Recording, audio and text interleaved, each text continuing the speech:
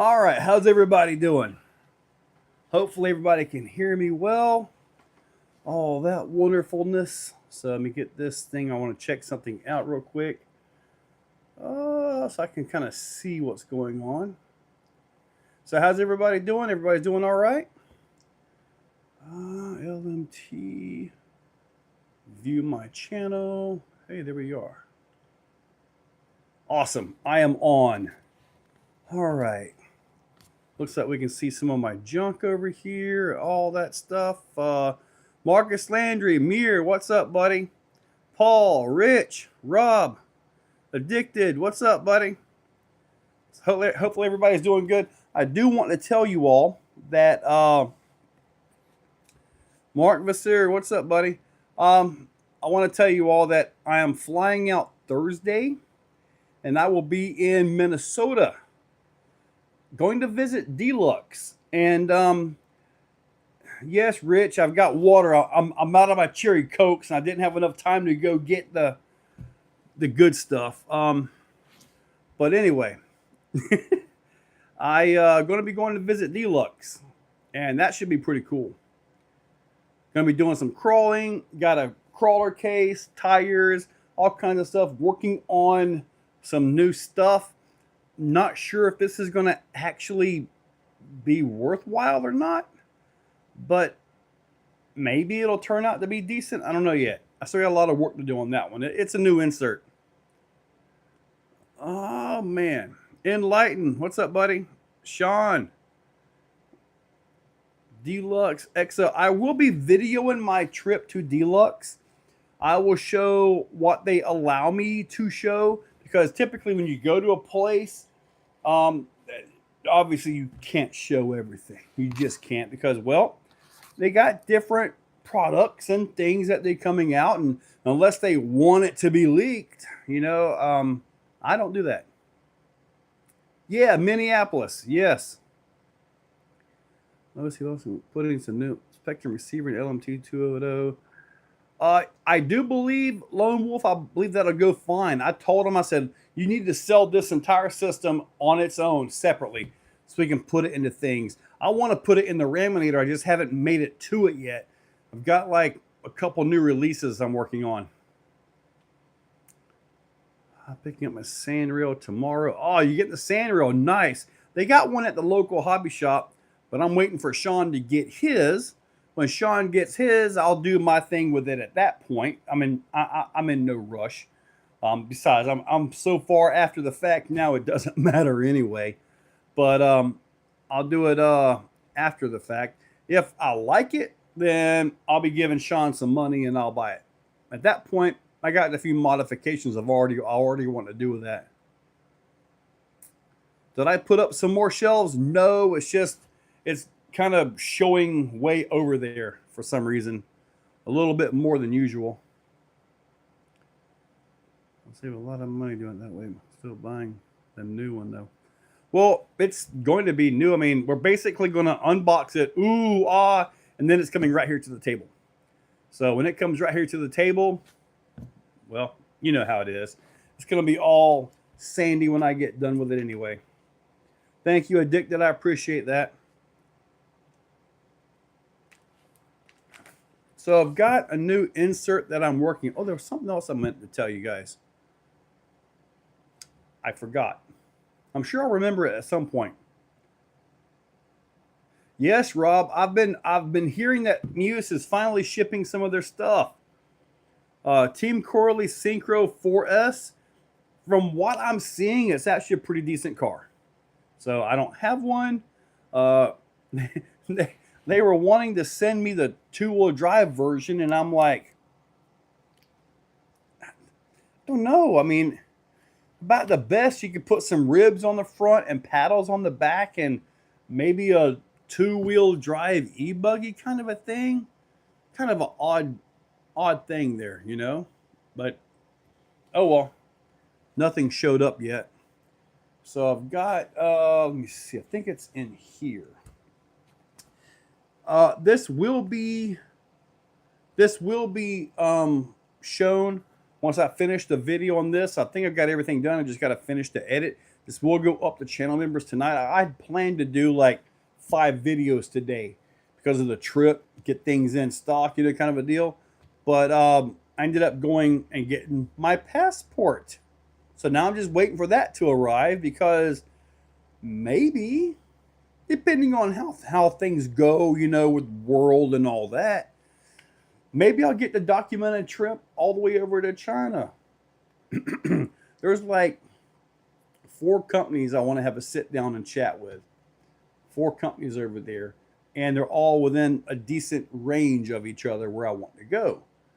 If I can get that, I mean, there are some things that I really want to get done. I want to have something like a RC8X radio, maybe without all the features, maybe with all the features, but a different display that you can get for well under $100. I've got a bunch of radios. You guys see me drive the FlySky GT5 all the time because it's so ergonomically easy, which is a big deal for me. But the 8X has a ton of features, a ton of mixes. It's a really versatile radio. I want that in a much lower cost form factor. That's what I want. That's just one of them that I want. Let me see here. I'm back. I think about Synchro 4S3S. So with the original aluminum aftermarket LMT axles fit the 2.0. Yes, the aluminum aftermarket LMT 1.0 will fit the 2.0. The 2.0 plastic housings, though, it'd be really hard for me to show this right here, but they're a 2-piece design. So they saw all the flexing and the issues that the 1.0 housings were having, and they corrected that. So you may not need to upgrade axle housings on that truck. May not need to. I get all your parts. I'm trying to order there before midnight. That tariff is going to be crazy. The tariffs are going to be temporary. It's all a negotiating tactic. Just hang on. Exocutioner. Oh yeah, Paul King. It's all there, but the Python X done. We did a test this weekend. I have a Python X ESC somewhere around here. I may even know where it's at. Brand new in the box. Dumb idea. And VG, thanks for looking. Get the full Jacinco. Can't wait to see it beat the creek this year. Jacob, yes, sir. I will be there. I'm going to try to have a full line of Executioner stuff. So if you've been waiting to get an Executioner, hopefully I don't sell out before I get there. But regardless of all that, there's a Live 5. I'm just going to say Live, Live 5. And I'll let you guys figure out why I'm giving you that code. Live 5. All right. Any recommendation on a 21 Nitro engine? Been hearing a bit of buzz about EBM, EB mods, Nova engine fully broken in. XX New York 532. Buddy, I am not your Nitro guy. I do not know anything about Nitro other than it makes a lot of noise and it's almost as fast as brushless. So, but kind of, not quite there yet. Awesome, scared, but I'm switching to 4S. Hard cage really fit. Yeah, Nitro. Yep. Well, when I buy the new one, I might put the new ones on the original, put my aluminum on the 2.0. Could totally do that, Lone Wolf. Nice to know 3S fits, 4S doesn't.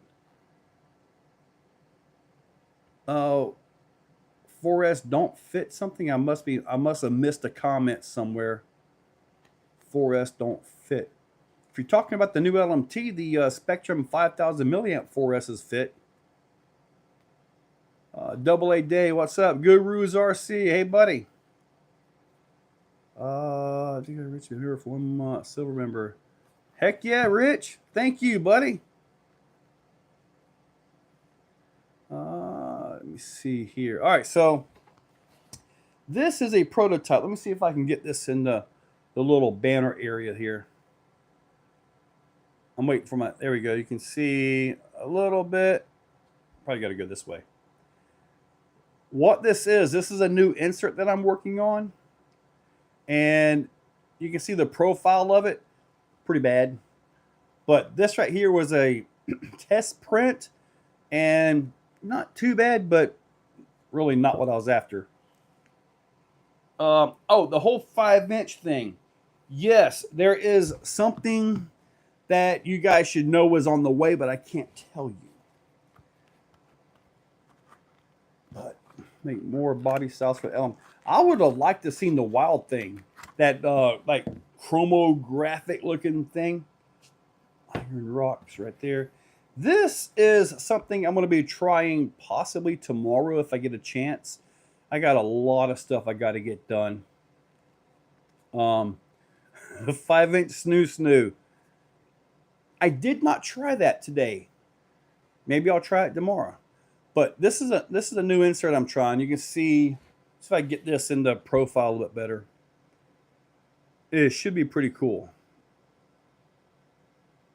Still got to get it right so you guys can see the profile. See an Easter egg. You see the Easter egg? Anyway, there you go.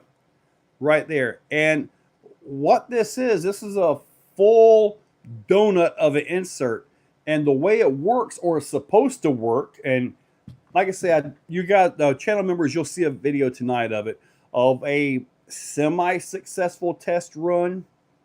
Because I like to show my progression on things. You know, it's like, if it fails here, what can I do to make it better? It kind of shows a progression of me doing the testing and trying to make sure that this is the best it can be.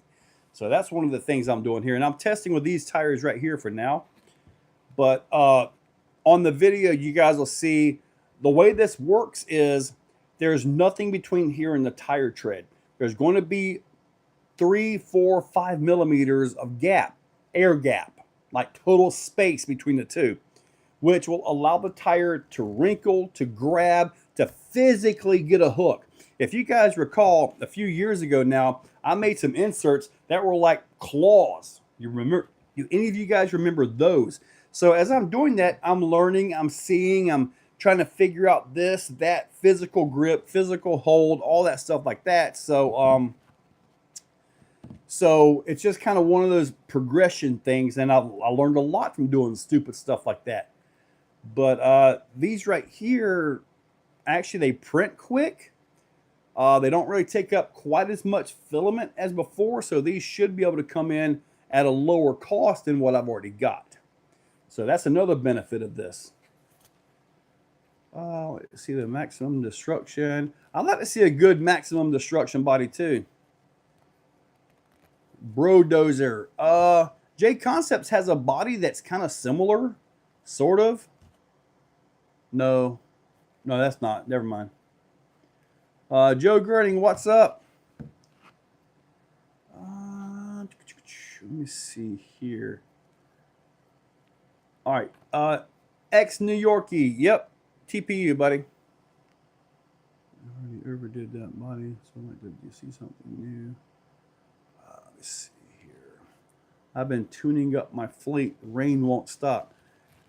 Luckily for me, I've been having some really nice days. Today was an absolute beautiful day, and I was on the road all day, stuck in traffic.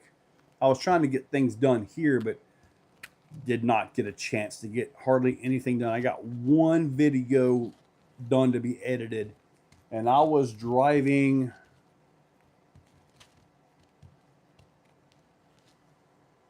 something. Let me see here. Yeah, I got to do a few things. All right. So, how many of you guys are in the Minneapolis, Minnesota area?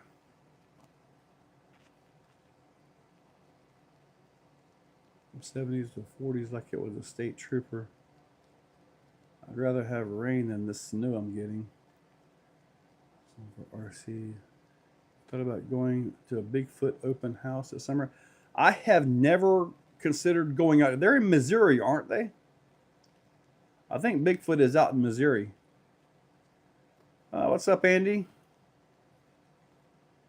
Well, from Long Island, New York. Wow, you're up there, buddy. Yeah, I've never went out there.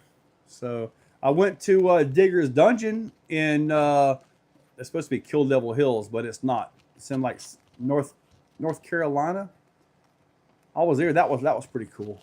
I got to see Dennis Sanderson cooking breakfast and lunch and all that. He couldn't find anybody to work the grill in the diner, so he did the cooking. Pretty darn awesome, man.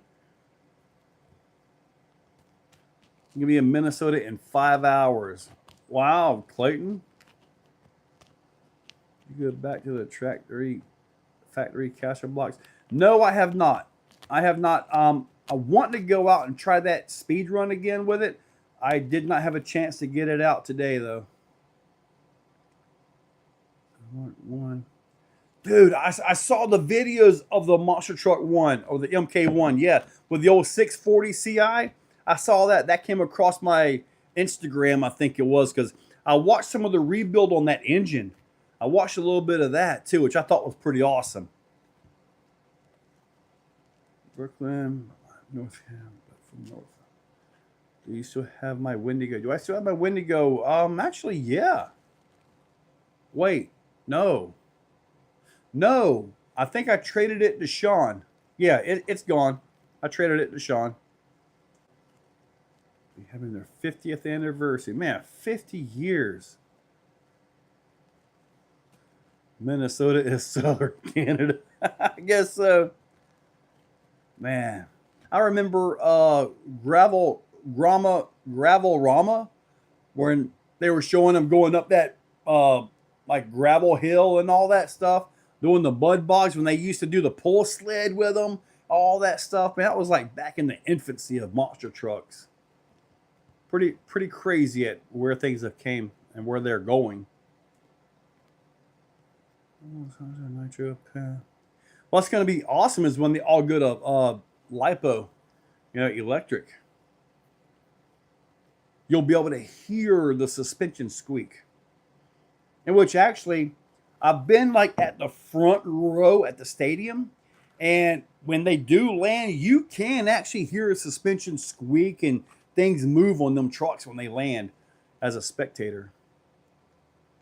Does the LMT2 have spools? No, sir, it does not. It has diffs. However, the diffs are really tight on these. As in, like, I think they got like some kind of 20 million weight oil or something in them. So that way, when you get them up on the bicycling on the two wheels, it'll still drive the bottom tires. If it was wide open, it would just spin the top tires. And you'd have a little bit of gyro effect with that. But it would,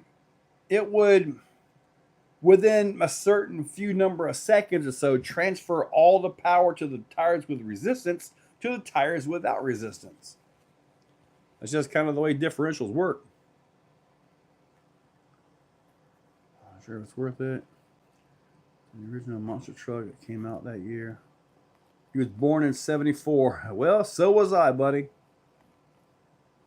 I remember watching Bigfoot versus USA 1 on the TV show That's Incredible.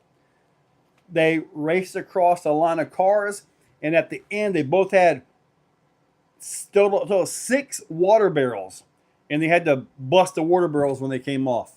Bigfoot won.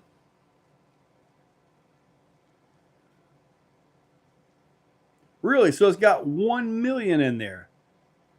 That's still pretty tight for them diffs, though. I've got 1 million in a lot of stuff, and they don't seem that tight to me. 1 week to go, plus a couple of days for LMT 2.0. Good evening, everyone. What's up, LC Paul? What is my absolute favorite RC car? Buddy, that can change from day to day. It can go from, I guess my default answer would be my own truck, the Exocutioner. But, I mean, that's just crawling. I got the big trucks, the Raminator, Ram Bouncer. Ooh, I got a video for channel members right now. Maybe I'll put it up tomorrow. But I put the sway bar in the back of the Vita balancer, and that made a world of difference. And I got to finish the other video up too. I was going to tell you about the other video where I designed and printed a lockout for the transmission to keep it in high gear. I mean, it's a balancer. I've got differentials in this thing, so I want to hit hills. I really don't want to. I don't want a crawler. I don't want another big crawler like that. So I made it where it's all go. So, but I got to pull the transmission apart to verify my print job did what it was supposed to do, and if it does, then cool, we're good to go. I mean, it's on the website. I'm pretty sure we're good to go. I just say Raminator is my number one. I do like my Raminator. Let me see. Wide World of Sport, yeah. Tamiya Drifter for the pad. I have not messed with anything Tamiya since I built the Chrome Midnight Pumpkin. Yes, it does, Nitro. That sway bar is all kinds of important. Man, Skeletor, dude, I'm telling you what. We need a BLX Gorgon. I mean, we need a BLX Gorgon. We need to take, I guess maybe the Gorgon, no, not the Gorgon chassis. We need to take the, well, heck, I don't know. We need to take one of the two-wheel drive chassis. I say we. They need to, and actually give us the actual two-wheel drive buggy to go up against the Bandit. And if they do that, and if they keep the transmission that's in the Gorgon, if they keep that as is, it's going to be indestructible. I mean, it's going to be an indestructible. You could put 12S on it and it'll be fine. Not so much for the wheels and tires, but you could. 81. 81. Oh, wow. I would like to see the 8x8 wheels and tires on the Vita balancer. Really? They're a little on the large side, don't you think? The Ultimate Nitro 7 with a twin engine. That's nasty. Man, when I, years ago, I was searching around on YouTube, and I saw some guys with the Nitro Savages, and they were catching backflips and stuff. It looked so cool. I mean, I almost wanted to get a Nitro at that point. When am I putting the LMT 2.0 radio in the Raminator? I got to finish the transmission video. I've got the setup for another tire test video. I've got, I did one today, so I got one, then a tire test video. Then when I get done with that tomorrow morning, I'm giving you guys my schedule for tomorrow, okay? I may actually have to get up early. But I can get the transmission, Vita balancer done tonight. I can get the receiver in the Raminator tonight. I think I did something with the rear steer to make that all work because you don't have rear steer on this particular radio. Let me see. What do I got to do here? I got to get a tire test done, come in, modify those tires, then go back out for another tire test. So I have 2 videos of that done. And I guess that's going to be about it for tomorrow. Thursday, I've got to get ready and get packed up and get to the airport. Me, Keone, and Larry. I haven't seen Keone on here, but Enlighten RC, all 3 of us are going out to Deluxe. So it should be a wonderful time, man. All right, let me see here. Where are we at here? I said should release a 2-wheel drive 110 buggy or solid. Skeletor, absolutely. Because instructable for the Clayton's the only guy that can break a titanium block with a rubber mallet. Fury chassis would make an awesome buggy. The Fury chassis would be awesome, but it might be a little bit long. However, they could take that and turn that into a sand rail real easy. Real easy. What's up, Adam? Savage XL, retune. Settings all alike. I'm tired, boss. Marcus Sandy, what engine you running? What's your favorite crawler tire right now? Favorite crawler, man, it's really a toss-up, man.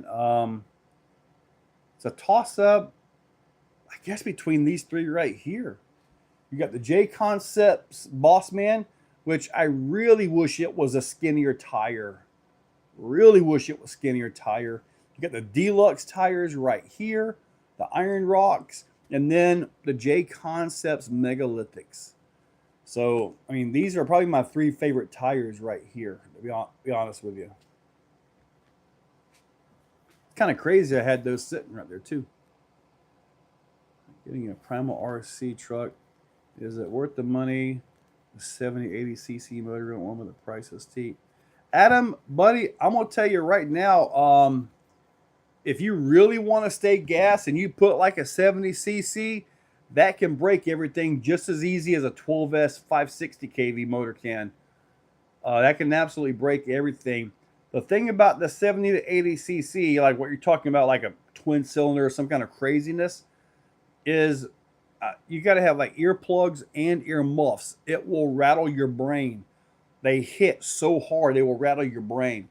Sound incredible. Your neighbors are going to love you every time you fire that thing up. But that 70 to 80cc motor is no joke. That's a lot of power. Forward every whole new level back in the day. A sweet deal you made with RC. For scale, I prefer tires for their dirt and pebble ability. I'm saying so crappy can be good.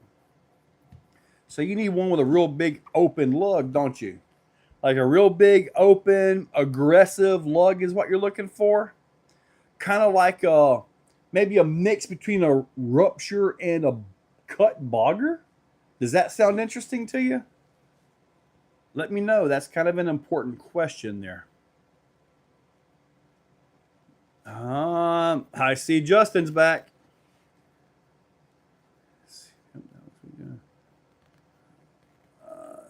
You see, what we need from Red Cat is a new 110 solid axle monster truck. Tell me they're thinking about it. Well, if they told you they're thinking about it, HPI, that's completely different than what they told me. They told me that currently they don't have anything that can hang with an LMT. I told them, I'm like, you don't need to hang with an LMT. When the LMT came out, it killed the SMT. Why? Because the SMT was old, weak, and outdated. However, the SMT was lightweight and way more raceable, faster. Okay, it wasn't as brutally powerful like with the LMT, but it was faster, lightweight, and way more of a race truck. Okay, so it did have its advantages. You tended to break them a lot, but still, it was a good race truck. Now, if Red Cat could make something that would be on par with the SMT, but a better driveline, number one axles, transmission, I think they would have something if they could keep it lightweight. I think there is a market for that. 5 on straight axle. What about on portals? Jeff Laxo, that's a good question since I'm almost all portal now. See, I think, Jeff, it's going to depend on the portals. If you have like a TRX portal or SCX 10.3 portal where the C-hub coming way down and all exposed, I think you're going to have a bit of a more of an issue with the 393s than you will with 475 just because of clearance issues.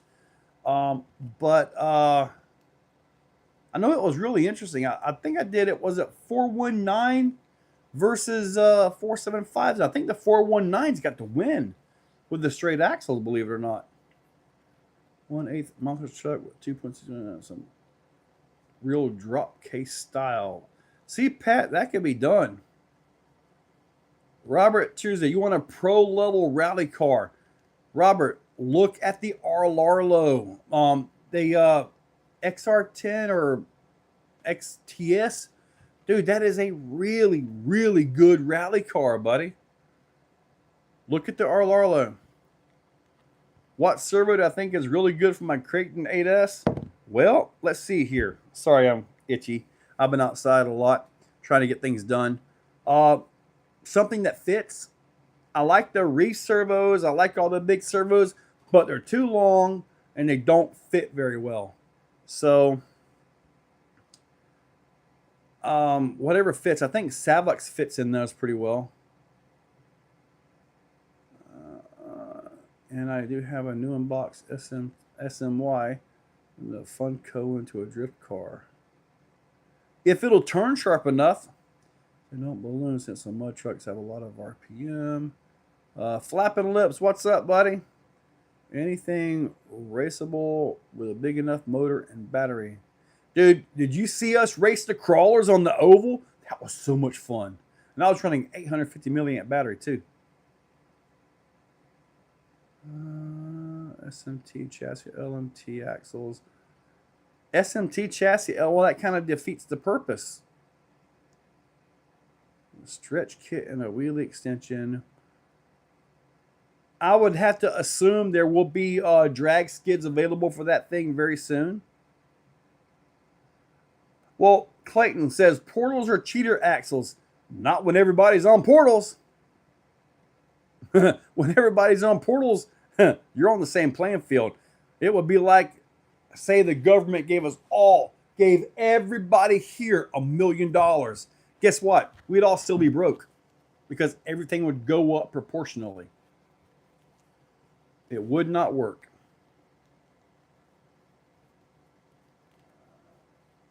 I don't know if he reads all his comments. You should send him a message. Can't comment. How's things? I can test it out. Those foams, you made me holy snap. They work fantastic. Nice, Bill. Brass weights in them up front. Rears do fine. Weather is slowly warming up. Good deal, Bill. Yes, sir. You ain't cheating. You ain't trying. Justin, man, I was listening to some like podcasts, like NASCAR drivers talking about back in the day. Dude, there were some cheating dudes. We're talking about having like the fuel go into the chassis, and the chassis with a larger diameter so it hold more fuel, give them more fuel capacity for less pit stops and all kinds of stuff. Man, dude, it was crazy. One of them like bending one of the flaps out on the body made a little bit of aerodynamic difference. Man, they were all about it. Usually when you go to an event, any kind of event, if they have a list of rules, it's because somebody pushed something too far. Simple as that. Simple as that. Those rules aren't there for no reason. Some of them are, like the stupid reverse penalty from Sorka. That is dumb.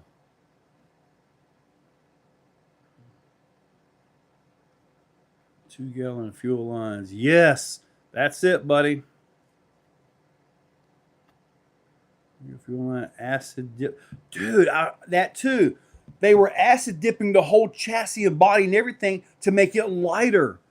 But then I think, didn't one of them get into a crash and the body kind of like just crumbled?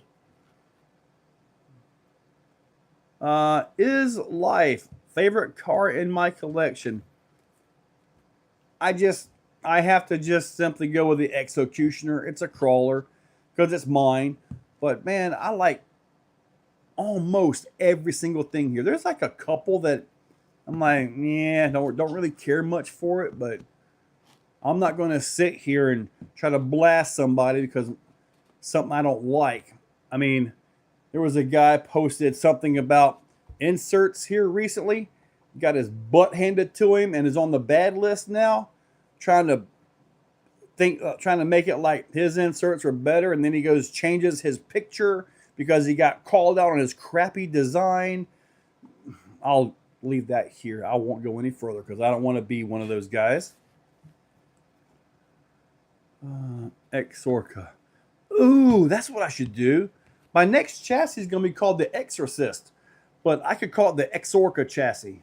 Yeah, and just absolutely make everything perfectly legal, just within reason. Yeah. The big problem of acid dipping bodies on chassis for weight saving. Drag racing. Most cup cheating involved engines and weight. Yeah, but they were doing that acid dipping with the chassis and bodies and all for those too, Nitro. Try to hit that like button. Thank you, Marcus. You got it, buddy. Smokey unit was the biggest chest in all the motorsports.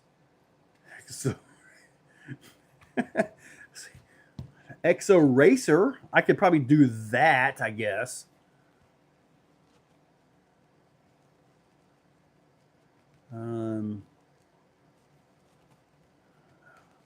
Are they some RC monster truck clubs? RC monster truck clubs? No. I mean, we've got them. I mean, everybody out here has got it. I'm not following you there, Double. New Richmond Exo BDF. Nitro, man. Ugh. I will never live that down. See, I say cheat. Same thing, though. Yeah, but you know what's weird is like, well, things like with my current crawler, I'll be honest with you, I wanted this design in other crawler. I talked to 2 different chassis builders. Says, look, can we make this work with this? Well, maybe, but I don't think so. I'm like, okay, fine. I finally had to do it myself. I have questions. Bro, hopefully is it better, right? Good for him. They're not your settings. So America, make your own. Enjoy it. Tune in. That's what's up. Okay, Bill. Okay. Red Bull was penalized in 2008 for acid dipping. Really? They did that this recent? Really? I didn't realize they were this recent into it. Robert Truesdale, me too, with a bunch of question marks. Huh? What did I miss? Hey, look, Chainsaw's here. So, Chainsaw, you actually use a chainsaw? I have a chainsaw. I bought one of the $109 cheapos, Abigu, something like that, off of Amazon, and that thing has been amazing. I've cut down a lot of trees with it. Oh, Robert wants to know about the BDMF.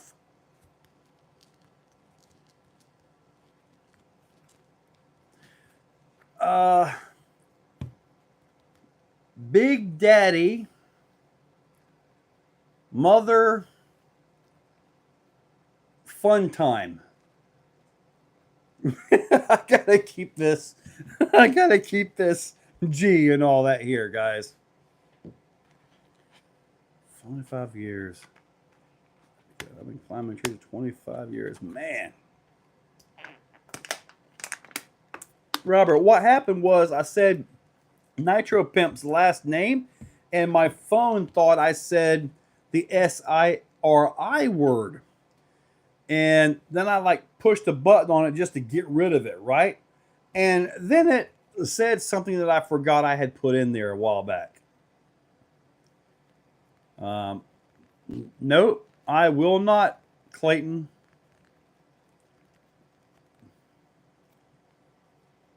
So I'm over here messing around with this insert. This is actually a pretty cool insert, man. I think this is going to work good. I'll print off another one of these when I get inside. I typically print one for fitment at a time. And sometimes when I'm working on a whole new tire, I'll actually print just a disc out of some cheap PLA or something like that, just to check for diameter, fitment, stuff like that. Ways to get around having to go through all of everything, you know? Let's see here. Bertha. Chainsaw. Cereal. Nope, cereal is not it. That's not going to work. But at least you got me to say it.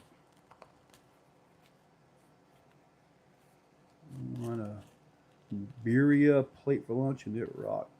It's pretty cool. Fits perfectly too. You guys do know that I offer inserts.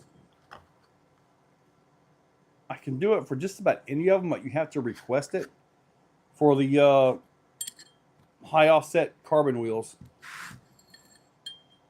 All right, so what was the other one? It was Live 10. Live 10 is going to be it.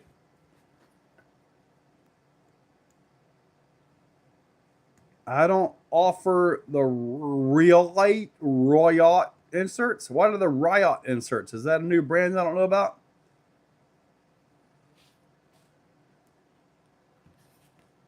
That was a pic of my wheel and tire, the insert coming. Try to. Oh boy, really, Cross? Ugh. Enlighten. I think mine are a lot better, to be honest with you, and I've used their inserts.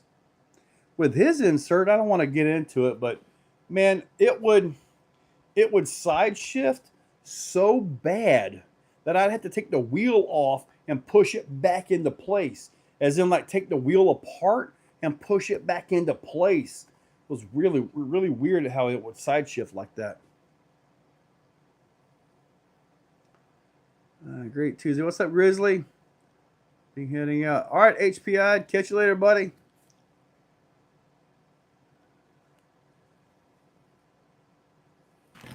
Justin, thank you, buddy. Man, the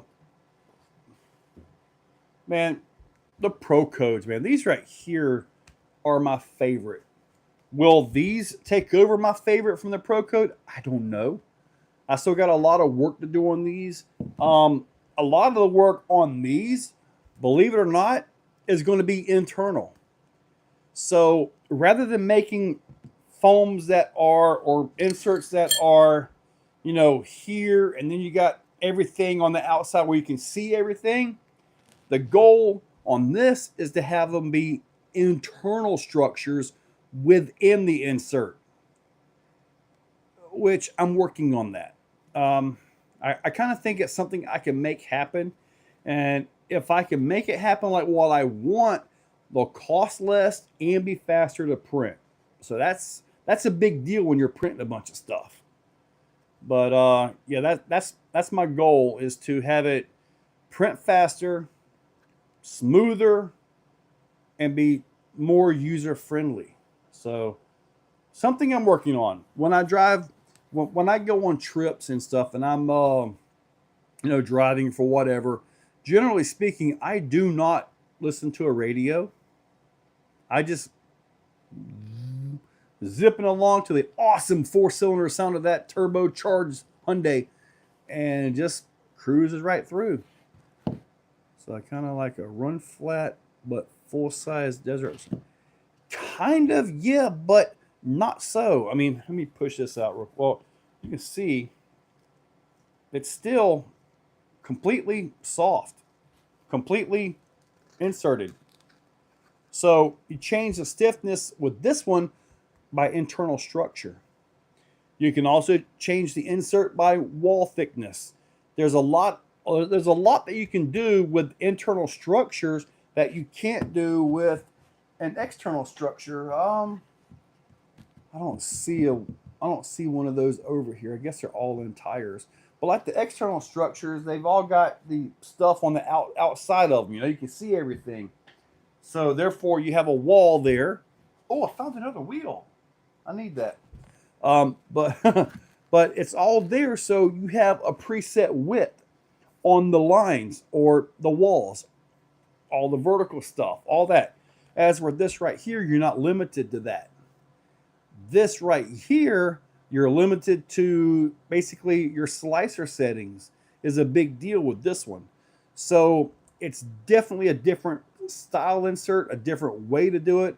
Like for guys that, I guess for polar guys that have a lot of weight, you just simply bump the infill up and you're there. But like I say, I did a test with it. That video will be up for channel members later tonight. When I get that one done, you'll see where I'm at, what I need to do, where I need to move it and adjust it. I think I've got that adjusted with this one right here, which is like version number 4 already. So, but anyway, it's just something I'm working on, something I want to try to perfect to move things along if I can.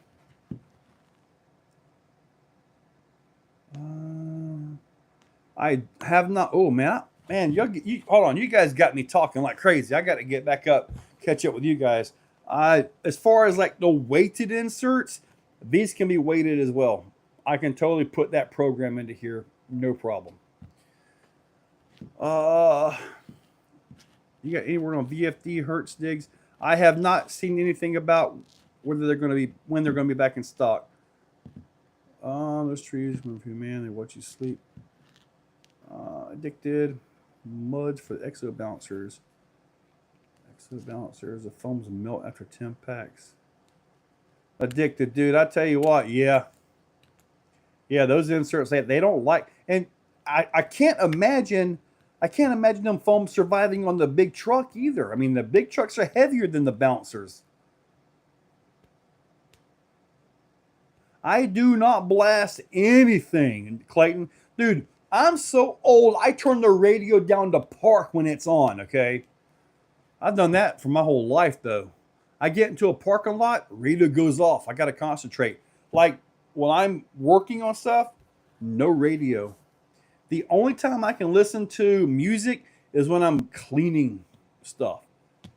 That's about it. Because if I'm not listening to music, I'm going to end up working on something. James, buddy. All right, man. Have a good one, man. Foams run one run. It's annoying. Other foams never break down at all. Yeah, see, I've got foams right here that are so wore out. I mean, they're in there. You can tell they're still in there, but these right here are not what they should be. Red and Eyes. People are only 20-ish likes. Really? 64 you guys only 20 likes? Man, what's up with that? Addicted 10 times better driving as Terminator. How can Pulp be top 3 without seeing Reservoir Dogs? Do I jam when I drive? I do not at all. Or we have to turn down music to see better. Yes, Lone Wolf. Sometimes. Absolutely not, Charles Pope. You will never see me turn on any of that crap. Ever. I have walked into restaurants and they had that crap going on. I walked right out.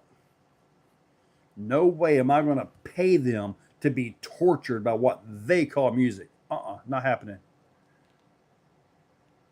That's why I like Italian food. Typically, it's very neutral.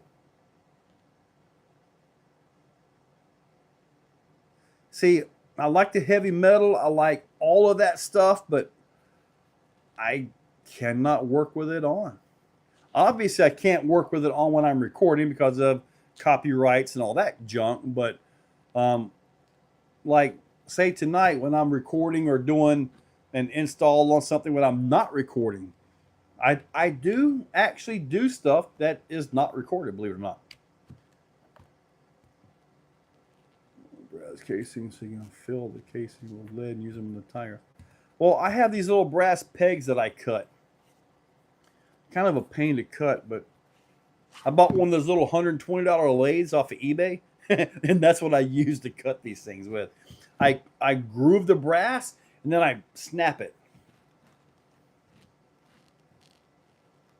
3D printing a whole tire that acts as an insert. I have thought about that, but the problem is I know this TPU is not going to get traction out there. I could probably put this on the truck and drive it, but it is just not going to get traction. Clayton, I will pack my trailer and go home. I'm going to get him with it at Beat the Creek. Justin, No more custom inserts for you.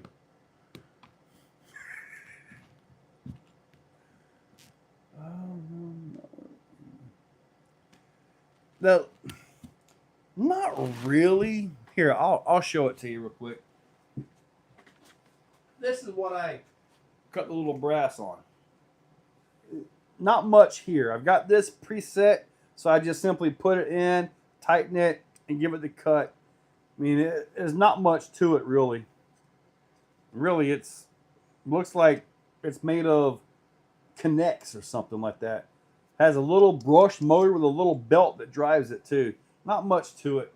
But it works, though. I mean, I've cut hundreds and hundreds of those brass pieces. For real.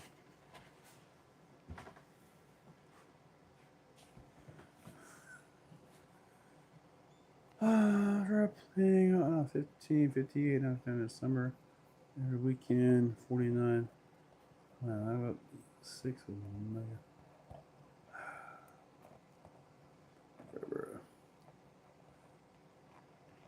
So brushless upgrade for the lathe. No, it doesn't need it. It doesn't need it.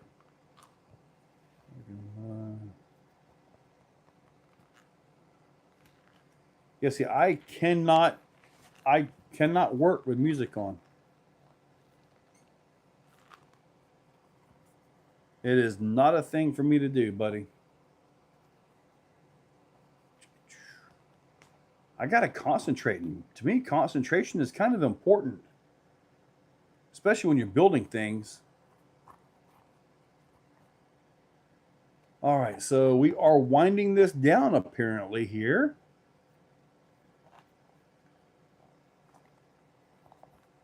Without it, I'm zoned out. Can't see him. I am completely opposite of you, Robert. It's like Sean here. This dummy comes in. First thing he does is, I got to find the read. I'm like, are you really that stupid, Sean? Apparently, yes. I cannot concentrate with music on. Cannot do it. I'm getting a Kyosho phaser for his birthday. Okay. Another release. Well, I hope so, Pat. I hope they keep the new innovation type stuff coming. Because they went for so long when they didn't release anything other than rebodied another Slash. Hey, look, it's another Slash. Hey, guys, next month we have another Slash coming out. I'm like, geez, dump that platform and move on to something better. That Slash is what, 30 years old? We need to move on.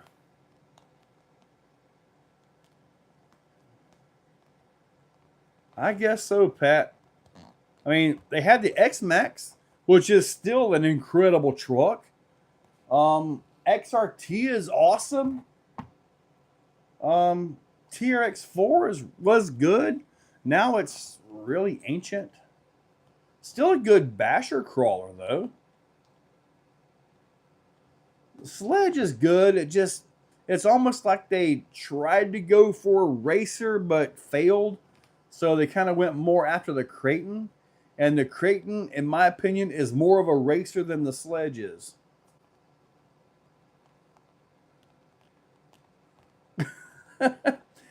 Clayton, you'll notice I do not have anything Slash here. The only Slash that I have would be the Traxxas Max Slash. But that's a Traxxas Max stretched out. I don't have a Slash anything here. I just don't.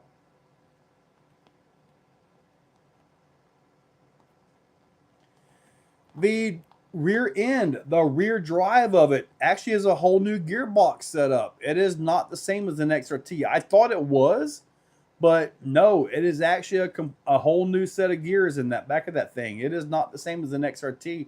I think the arms will interchange. Maybe the axle shafts in the rear, but the drive is actually different. It is not the same.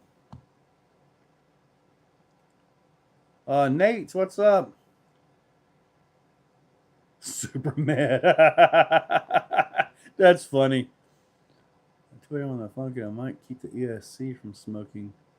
Maybe. Scoutar video. 350 Chevy on scale were reliable, old, still cool. Yeah, I guess so, Pat. That's a good analogy, good comparison there. Scoutar video. I haven't seen that one. I don't watch much RC when I'm on YouTube. I look for everything else, believe it or not. Man, AA Day, you're correct. They're tough. I would love to see a good straight axle monster truck out of Traxxas. I think they can make it happen. We need it every bit as big as the X-Max. It needs to be that big. I think that would be awesome. You know, Pat, I just recently saw a video from RC Sparks. I guess his revenue is slowly dwindled down. He's got to ramp it back up, I guess.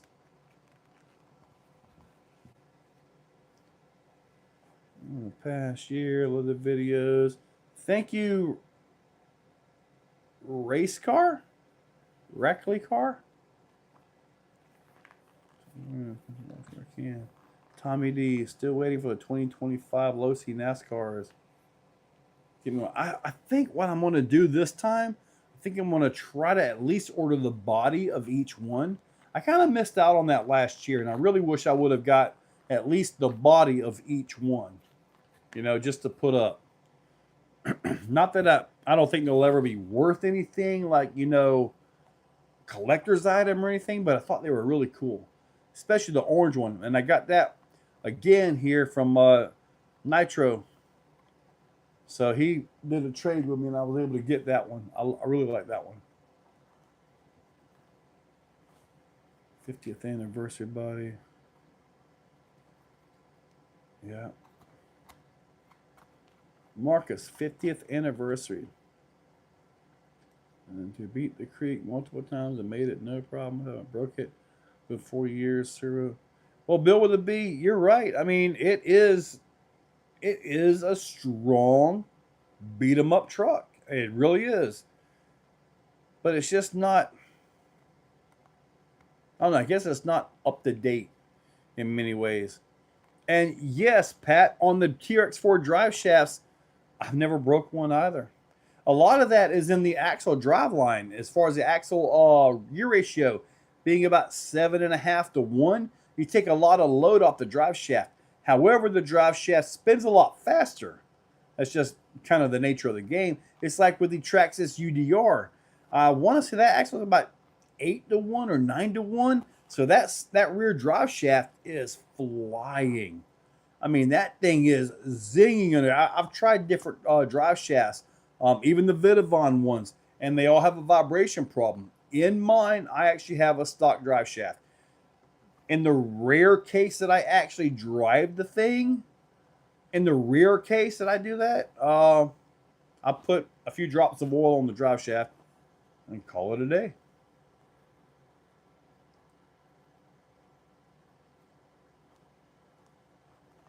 When are we getting a Trail Kushner? Who wants one of those? I mean, I built it for competition. The 650, people want bigger batteries. I'm like, why? Is it for the trails? I mean, I get 25, 30 minutes crawling with a 650 now. On the trail, I don't know that I would want it on the trail because of the overdrive.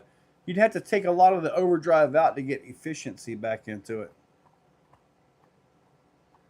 A trail truck.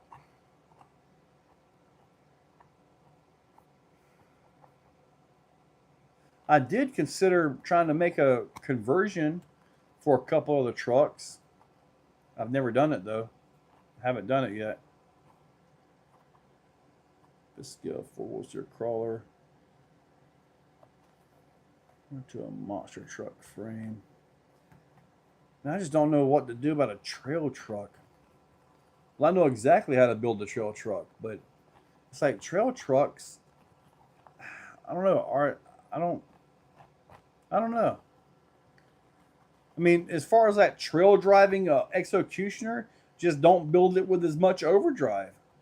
Build it with a Reefs transmission, which is a straight through transmission, and then put your axles in, give it about maybe 8 to 10% maximum overdrive, and you should be able to trail drive that forever.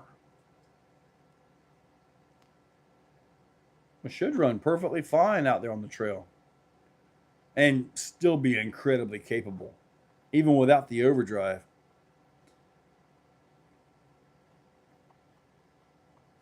Exo rock, dude. When I do get my travel to China, I'm probably going to be there for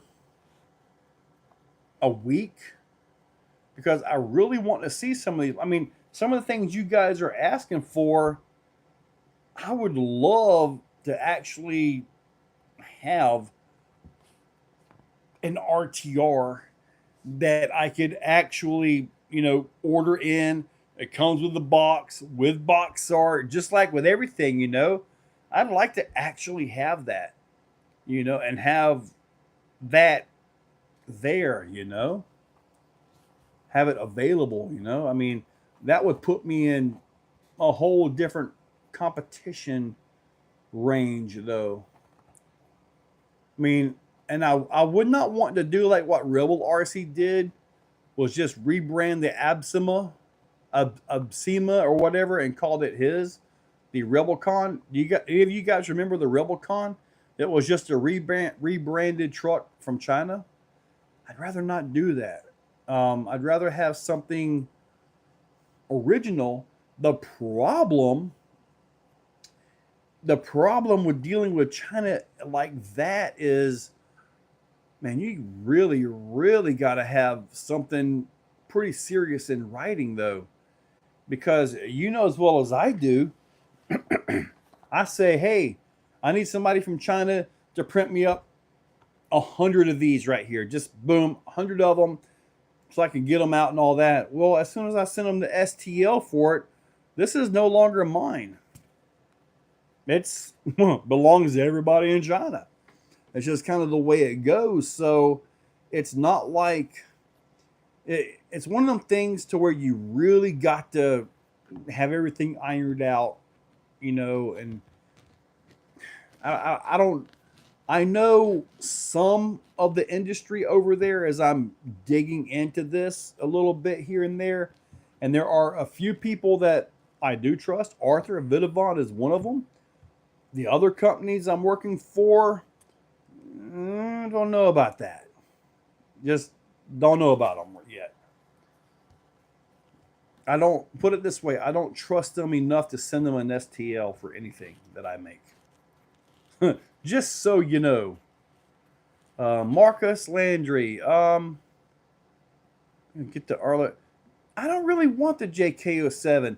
I did tell them, I said, look, I don't really need that. I mean, it's a little bit stretched wheelbase to the one I've got, but I could do the motor upgrade because they have a really nice, like a Fusion 8 motor, brushless motor, really nice motor. I said, look, let me get the motor and I'll put that in something because I really don't need another big truck like that. Sorry, I just don't. I'm running out of space already, even in here. Am I going to go live in China? I don't know. Considering I've never been there, I do not know their rules and regulations, and I don't want to be held for ransom or something, Joe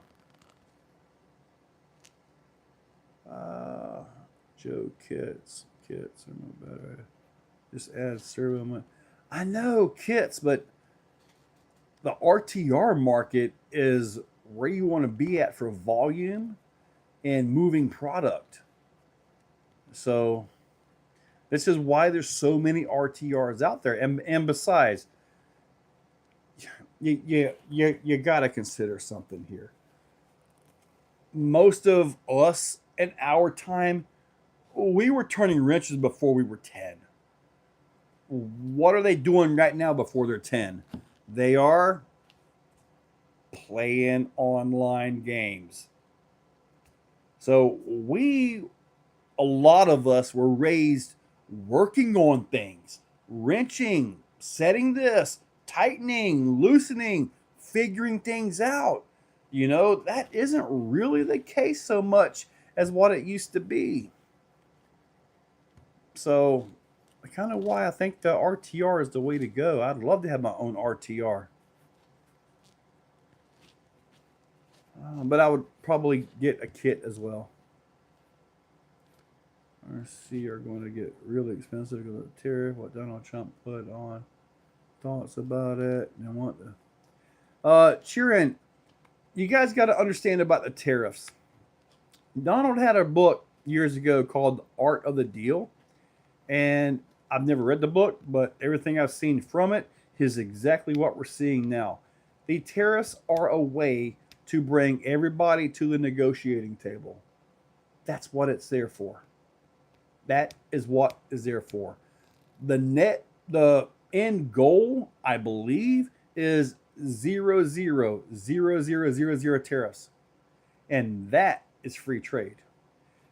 I know you guys were talking about, or I know not you guys, but I've been seeing guys post about, now we're putting tariffs on Canada. Oh my God. Do you not realize they were tariffing us almost 300% for dairy products? And they've been doing it. All these other countries have been doing it for years. And now we put half what they want, half what they've been charging us, and that causes a commotion. It's a negotiating tactic, and it's bringing people to the table. That's what it's about.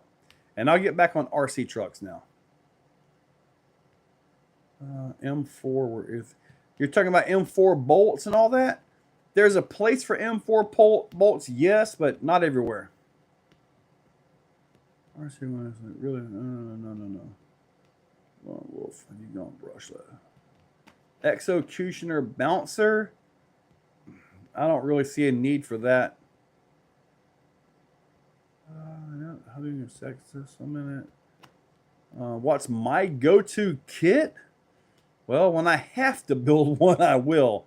I am one of those guys that actually prefers the RTR because of time. Time is so important. I'm still going 2 hours because my dad was working. I'll fix it. Base camp is what? Backed off their own tariffs. So. Exactly, Justin.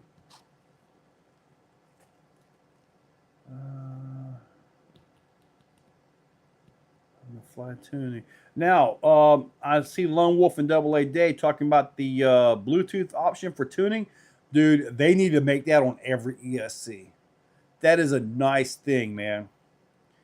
But if you have that and you're in competition, there's some slimy individual out there with that app, could he get on your system and change your throttle curve? Kind of, instead of doing this, they kind of give it a little bit of a bump, especially if you hit reverse, because reverse is so evil in Sorka. Ooh, bad guy, reverse. Ooh. Yeah, you can make it jump. That could be really bad. Yes, I know. But like the default password for the Hobby Wing is usually just 888888. Unless you put one in it. If you put your own password in it, I could see it being a little bit better. Hacking is not a problem in crawling, no. But I can see like your buddy messing with you a little bit. Speaking of that, the Fusion Pro isn't hackable, isn't Bluetooth, so we're all still safe in crawling. Like the Max 5 G2 and all that, I can take my phone and look up your ESC right there, and if you don't have a password on it, I can get into it. I've done that for people, like helping them, okay? Not like, being all sabotagey or something, but helping them, yes. See, I have a Castle B link, and I messed with it one time, and I put it back in the box. When I was at Beat the Creek a few years ago, luckily I had my computer. 3 people came up with bricked ESCs, bricked Castle ESCs from that stupid B link. 3 of them. I was able to save 2, by restoring and reinstalling the original firmware. One of them I wasn't able to fix. So yeah, I'm not a fan of the B-Link.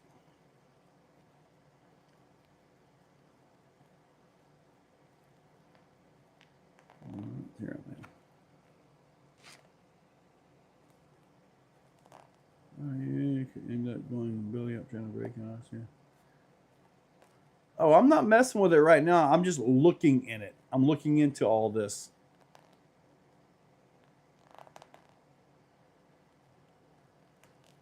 Come to the top. Let it rise to the course. Dream of making gliders from dollar store into an RC plane. Now I can. It's a kill like no way, but dollars are the same. How are the Executioner RTR builds coming along? I've got to put the tires together, wheels and tires, and basically power them up. And they're pretty much just about ready to go. They'll probably ship out next week, to be honest with you.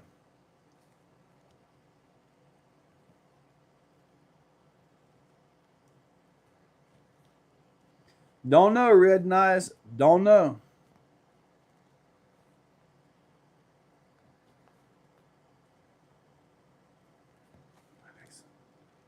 I'm done. Rant. I always wanted to explain how. Well, buddy, you know, Red Knives, there's something that's kind of hard to understand, but it is true, is that the dollar in your pocket is worth more than you are. The dollar in my pocket is worth more than I am. That's just the way it is for all of us. And it's sad, but I mean, all of us over here, we have a number. And that's all we are, is another number. As long as we are producing, as long as we are creating or contributing, our number is fine. It's when you stop contributing that they don't care, which is why they keep bumping the retirement age up. Because honestly, they want you to die before you can collect.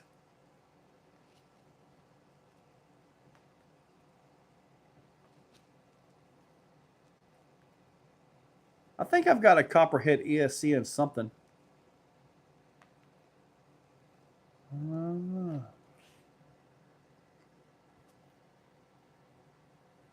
Oh man, I remember that. My stepbrother, what is he now? Gundam Nut, which hasn't been on here in forever. He had this little car, and on the back of it, it had little arrows and numbers. I think you push the arrow, then you push the number, and it would go for, I guess, 3 seconds, and then it would make that turn and go for whatever seconds you push on it and make another turn. It was kind of a weird thing, but it was really neat as far as like trying to program a path. It was actually pretty cool. Then I had a wire. They were called remote controls, not radio control, and semi truck, which is pretty cool. Trying to back that thing up.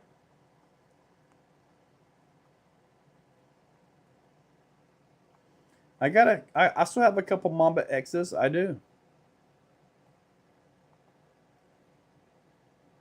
I do.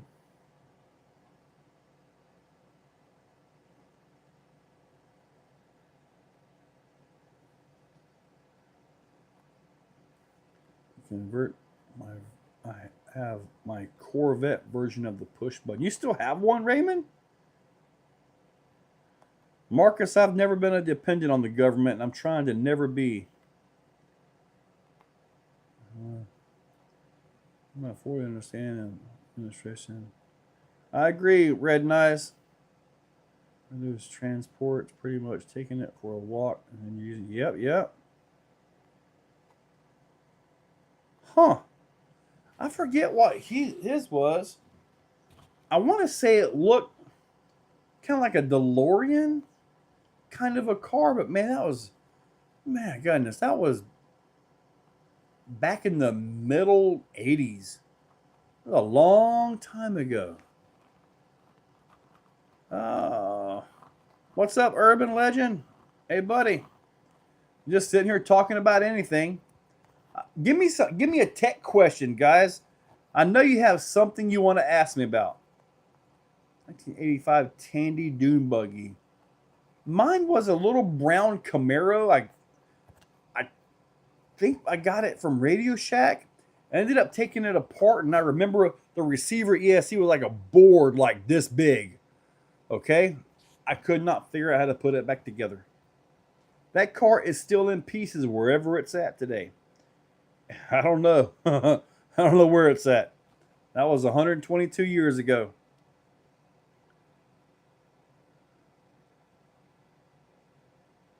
Lone Wolf, yeah.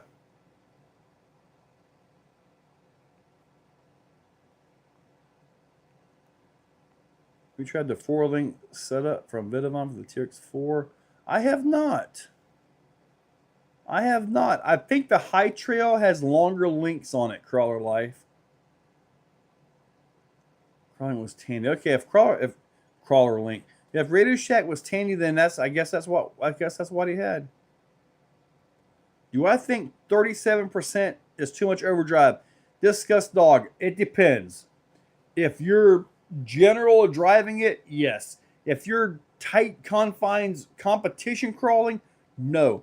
There are some guys that have told me, like at ECC, which is coming up, I will be there. They have told me they are running 55 and 60% overdrive. They are turning, and the vehicle, what I've noticed, if I have too much overdrive for the vehicle, the front will turn and it will just drag the rear with it. So there's a balance you got to get to this. But when they're trying to cut these corners, because again, Sorka has that stupid reverse penalty, so they've got to be able to cut corners as tight as they can. Which, in my opinion, no street truck out there is going to turn like this. None do. But they've got to do it to try to get around the stupid reverse penalty.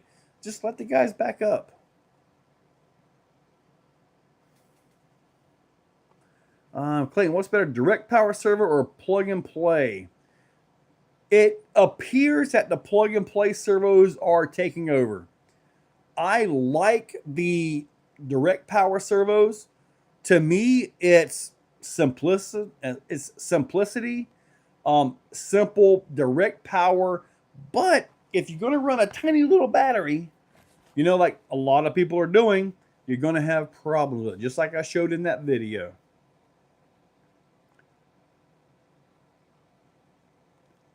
Legend 12-volt direct power servos are sweet. I got a few of them. Pat House beat. Sitting in my class 3 truck. I don't like it. Different set of gears. I had something crazy like that when I built one of my trucks. I think it was the high-low chassis by Brazen. I had a straight front with a TRX rear, and man, it was like 2 to 1. It was just crazy, man, as far as their overdrive, and it was way too much.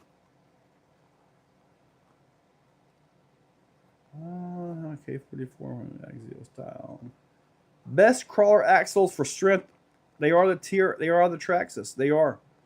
The newer axial stuff, though, with the U-joints and all that, man, they're pretty stout. And the newest axles that are on the market and are scheduled to come on the market with the double U-joints, that is the future. With the double U-joints, you know how like when you turn real sharp, and I've shown this before, with a good heavy tire wheel like this, which is not ideal for everything, by the way. All this mass with a single U-joint is going to and just rattle and rock, right? Or rock and rattle, rock and roll, whatever you want to call it. With the double U-joints in there, it's super smooth. Because the double U-joints, they're in phase, okay? Hopefully you're following me here when I talk about in phase. So when they turn like this, the outside, the H part of it, of the CV joint or constant velocity or dual cardan type joint, is actually speeding up and slowing down, but it's not affecting the output, which is where your weight is for your tire. What that does is it gives you a predictable turn.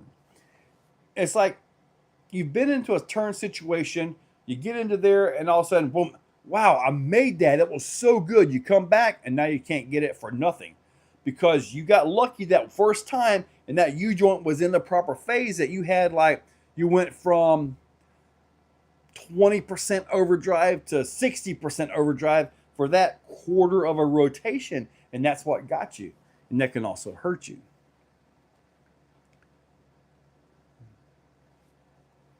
Now, the reverse penalty, when it comes into like the sporties or the MOAs or the supers, dude, I totally get it because that's more like a Wii Rock style, in my opinion. I totally get it there, but not for anything that you're supposed to be able to go to the store and get groceries in, ever.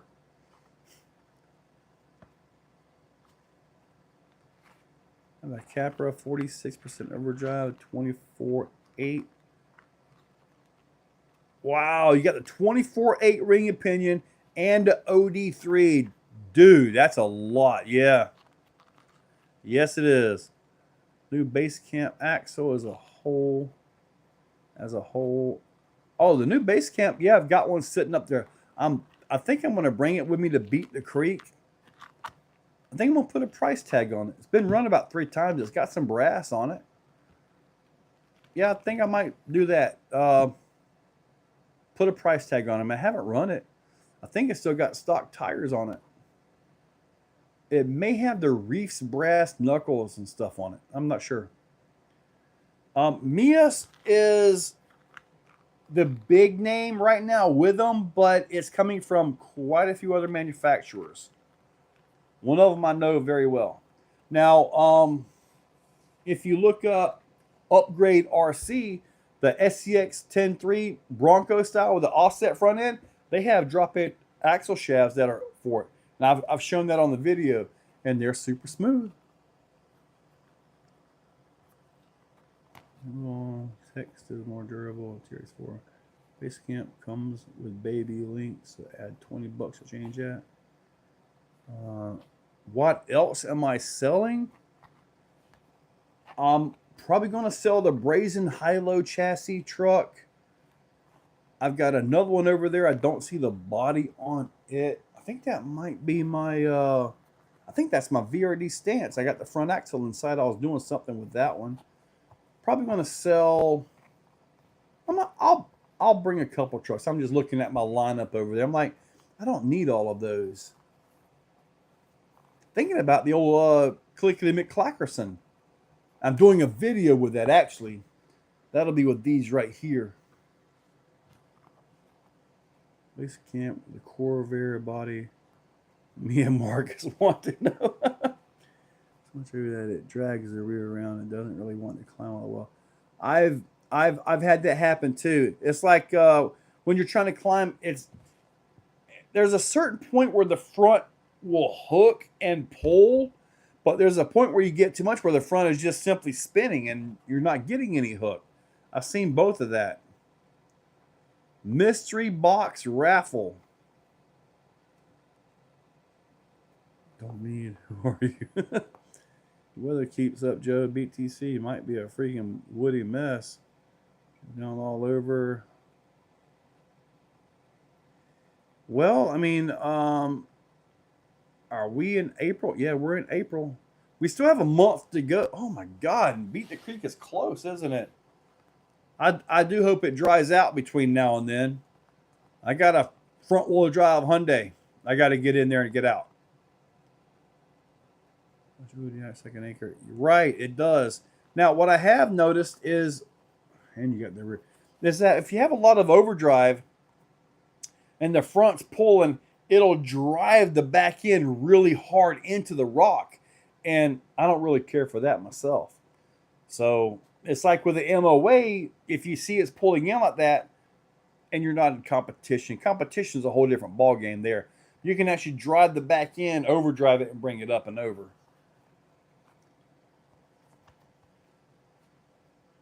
A hovercraft, yeah.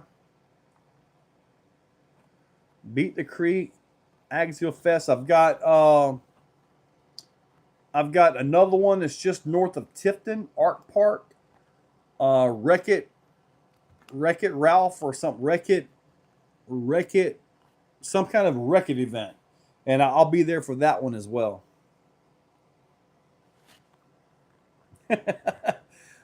Bill, I had a little silver Hyundai Accent, and I had ARB. I had an ARB sticker on the back of it, and you would not believe the people that know what an ARB is.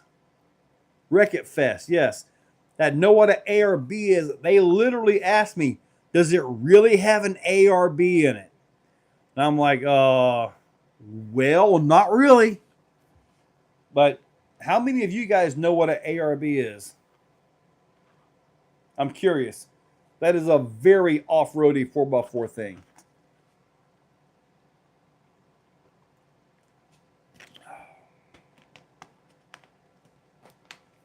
I'm waiting to see the comments.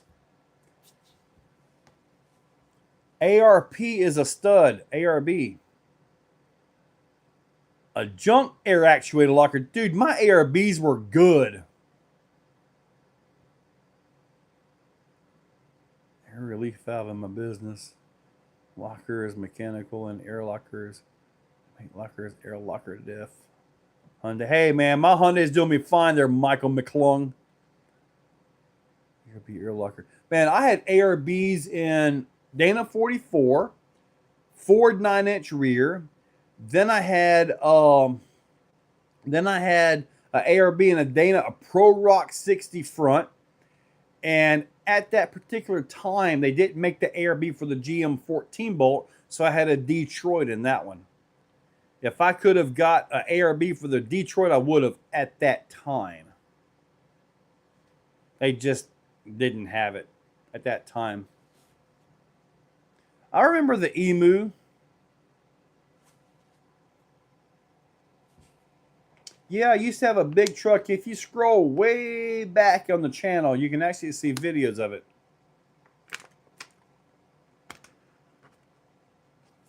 I know they were just coming out with the E-lockers back in the day. Now the Ford 10 1/4 was a pretty stout rear axle.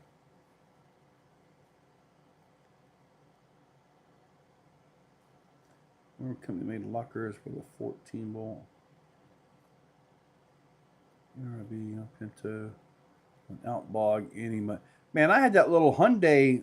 I actually went through some stuff with that little Hyundai Accent. Oh, the old military CUCV. I haven't seen that in a while. Sterling axle don't even need fluid. Well, I made sure my Super Duty had fluid in that one. Posi in the front, locker in the rear. Most of the time, believe it or not, I left the front end open when I was driving on trails and stuff. It was just easier on the steering and all that.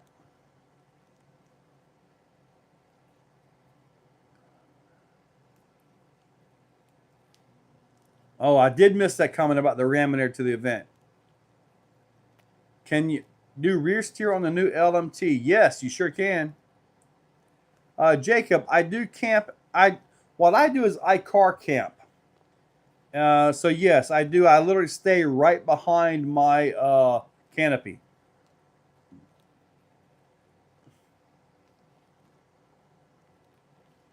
Man, the old 9-inch and 44. I had that years ago.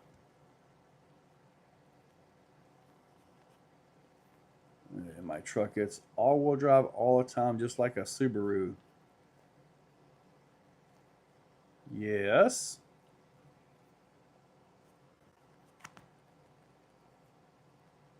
I'm about to mess with this insert a little bit. If you had an old Expedition, you can put a whole... Well, when I first camped, It was at a USTE event, the very first USTE, and I had a Suburban. And yes, I totally had all kinds of room in the Suburban. In the Hyundai, though, put the rear seats down, put the blow up bed out in there, and dude, I got full room, everything. Plus, with the full moonroof, the ceiling, I can look at the stars.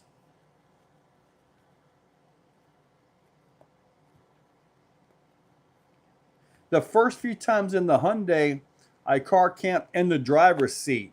I would find a hill and park like up on a hill so I'd be laid back a little bit more. Honestly, that sucked. It really did.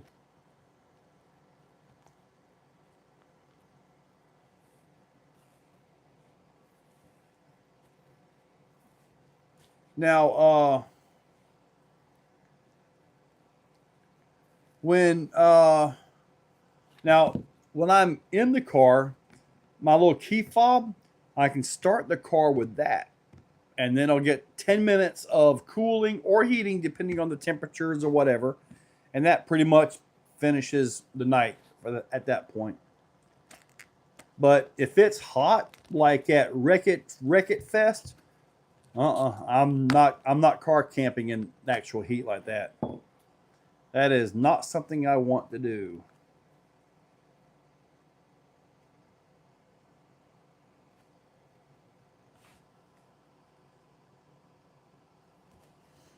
So, correct. Just don't want to be able to see Adrian again. Swamp nuts. Yeah, we got a buddy. Viking RC.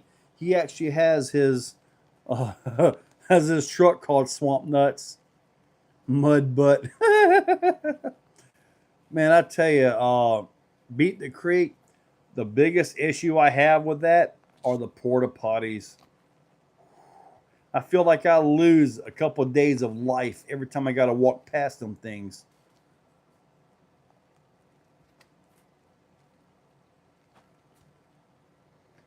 Should I spur down to a 39 if I install a castle? I would not spur down at all. I would keep the 45 and probably use an 11 tooth pinion gear or a 9 tooth. That's a lot of KV for that. I've done that before years ago. You know, Pat, that's kind of something that's interesting there. Things change when you're out there. It really does. A good tree. Yeah, but when there are no trees around, and if it's in the middle of the day and there's 1,000 people out there, I'm not messing around with a tree either at all. A fan on the motor. Oh, yeah. Remember that? Where there's some. Oh, my God, John. Yes. That was Steve-O. That was in the porta potty, and they bungeed that thing up. Oh, my God. That was crazy. Ugh.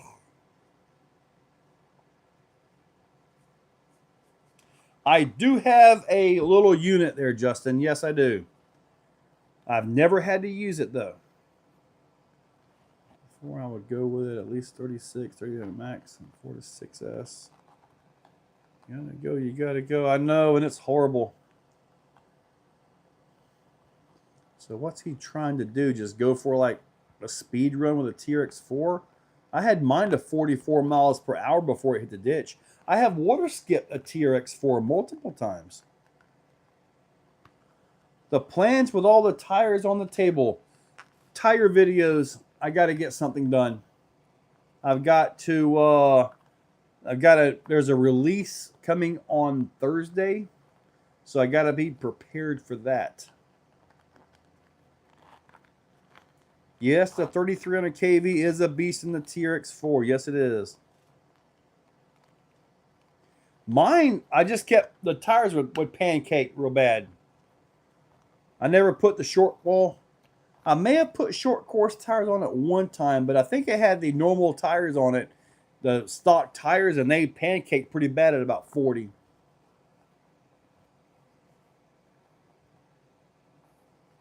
There are some people that have got the Fusion 8 into the TRX4, yes.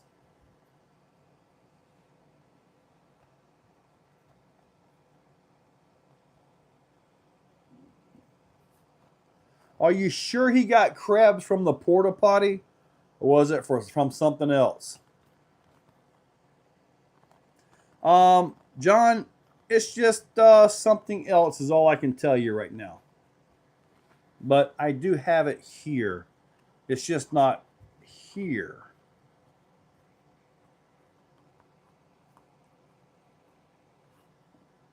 That was the story. The fast crawler, 1800 Fusion, plenty. I've done the fast crawlers, all that. Next Thursday is the LMT when it starts getting delivered. Is that going to be it?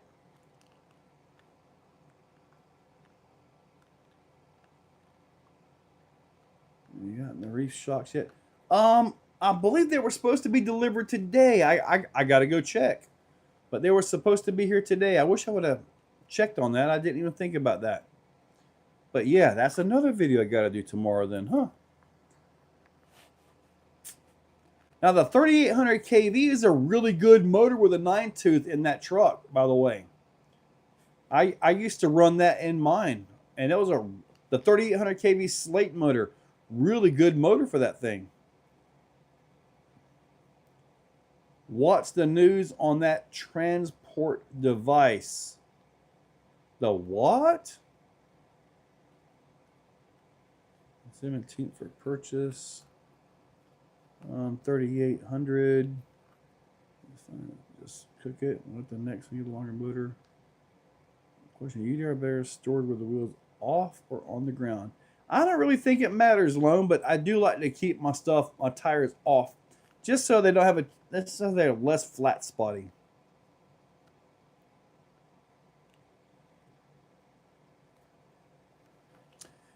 Anytime I've had a flat spot on a tire from anything from a Basher to an X-Max or anything like that, just like when the old bias ply tires, once you roll them a few times, they come back out. So it's never been a permanent flat spot more than maybe a minute or two at the most.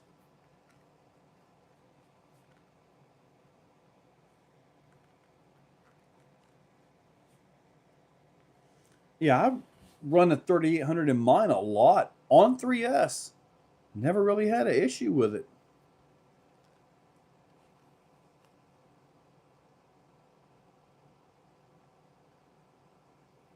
Something that I checked on. Oh, I know what you're talking about, Paul.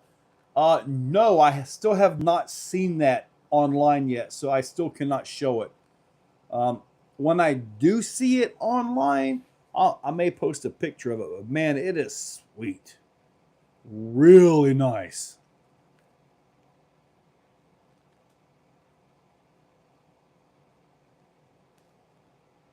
The foam, the tool foam right where it's great for getting RC cars off the ground. Yeah, just like blocks of foam. Yeah, I've done that before.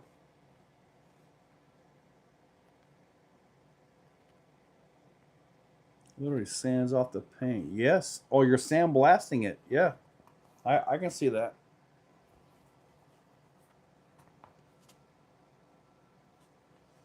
I don't want to go picking any boogers on live camera here. I go flick them. No phone, super going to prayer. Side spring maybe a bit weak now. I've never had a problem with sagging springs.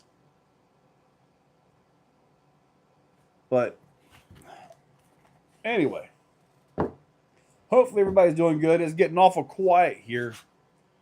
We can call it. Dude, Pat, you watch some of them Arabic guys go up those sand hills. That gets wild, doesn't it? Really wild.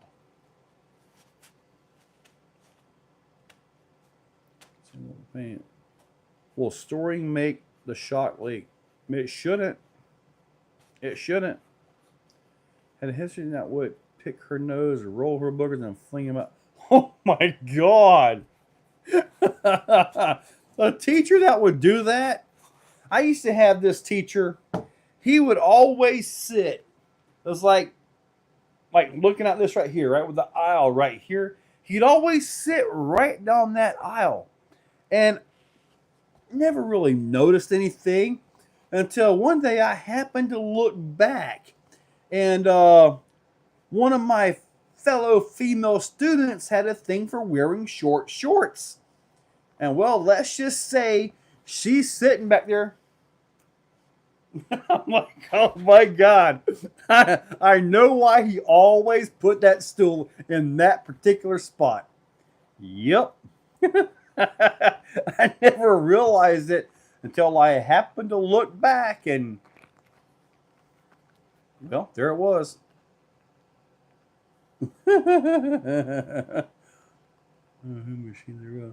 All right, Crosskey, what am I doing at Deluxe? Going to take a tour through the shop, and then after that, me, Keone, Larry, and a few others are going to go do some crawling at the different local areas and stuff like that. So I'm bringing a bunch of batteries and everything. Do I have plans for planes or jets? I do have a couple planes. I do have a couple planes. I fly them about once a year, if that. But anyway, it's kind of yeah. I do them. I have never flown a jet though. Never flown a jet. Storing them on the ground shouldn't mess with anything unless you got a lot of pressure inside the shock body. Deluxe is in Minneapolis, Minnesota, I believe. Somewhere around there. Boats. Yes, my favorite boat is the Sonic Wake. Because when you crash that thing, it automatically flips itself over. That's a big deal.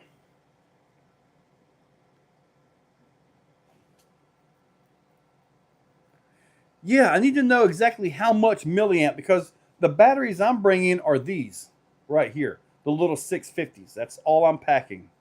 And I've got the little caps. I printed some caps for the balance and caps for the plug. So I need to figure out what I guess what I can do.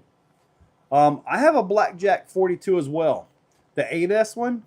And man, every time you start to get on the throttle with that thing, it starts to try to come up. I don't know if there's a setting or a tune or something, because I'm not really a boat guy. But I don't know. It's just kind of, I don't want to go swimming or fishing with a boat. Now, the Sonic Wake 48, I would like to get that. That I would like to get, yes. You want 1.9 and 2.2 tires that are more street style and speed capable. I don't know of anybody that's actually legit doing that on purpose.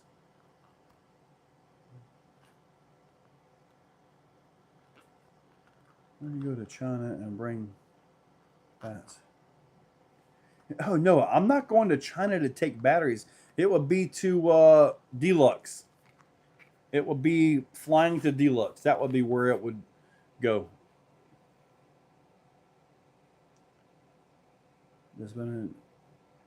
So you can get full throttle with it, Justin, without it trying to lift up on you? If you can get full throttle, that would be a big thing. That's my biggest worry. But I do want to go to China and talk to one of the battery manufacturers. You get 90 plus with yours, man. I think I've never put a speedometer thing on it, but I know I've never been that far. Correct, Pat. They will.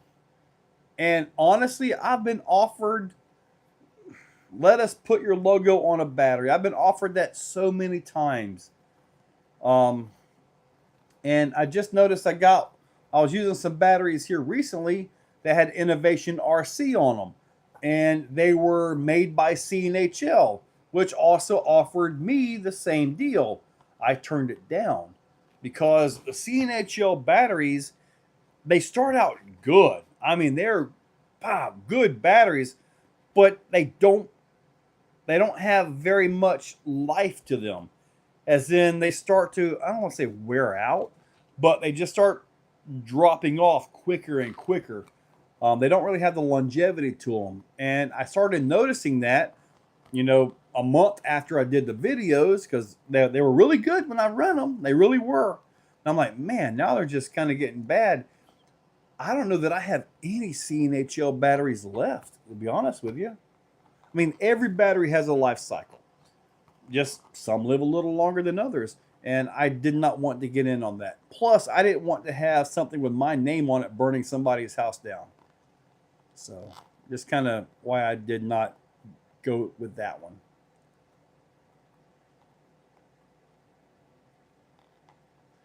Exocaged decals, you're talking about the sheets? Probably never again, as I am no longer dealing with the guy that made those for me. Trying to smuggle a lot of aftermarket parts to sell cheap. Buddy, I am not getting caught smuggling toy truck parts. Well, yeah, they will spec it to what I want, but if I'm not actively over there and like part of it, then as I understand it, they'll start slipping some lower grade cells in there. And there have been a few guys that have done this. One guy had his own batteries out and they were using like B grade cells. I mean, like really high IR batteries, internal resistance, and just really, really bad batteries. Dude got hammered on Facebook. Oh, these are my batteries. They're this, that. Some people got them. And the internal resistance was like 12, 13, 14 at operating temperature. Now, if the battery is cold, you will get that out of just about any battery out there. But a operating temperature battery, 80, 90 degrees, or possibly 120 degrees, I've done that. That thing should be down in the ones, if not the lower twos. And his batteries were not up to par because he did like so many others. I want the cheapest of the cheap. I want the most I get for the penny and all that. It never wins. Not usually. And if it does win, it doesn't last for long. So, I think reminder, lipo's in a toolbox and lipo. Got any 1.9 groundhogs? 1.9 groundhogs? I've never seen a 1.9 groundhog. Quality spec each load, which sucks. Will ruin your brand. My batteries. Looks like it's close to blowing my toss down. Freeze it. I've got quite a few Z batteries. I've got Gens Ace batteries. I've got Gens Ace Basher batteries, which they're kind of on the puffy side a little bit. But I've got, I'll be honest with you, I'm liking these Spectrum batteries. I know it sounds crazy, but that Smart Tech battery is actually kind of nice. It really is kind of a nice battery. I know it sounds a little crazy. I mean, I've used about every kind of battery you can imagine, and I've had every kind of battery you can imagine actually die. It happens. They all have a life cycle. But I'm liking the Spectrum Smart Tech. Plug it in, boom, it knows exactly what to do. It can tell you how many charges it's had. The Gens Ace, I think it is, the G-Tech does that as well. But with the G-Tech, you can change the battery plug and still keep all the tech in there. It's actually pretty nice what they're doing.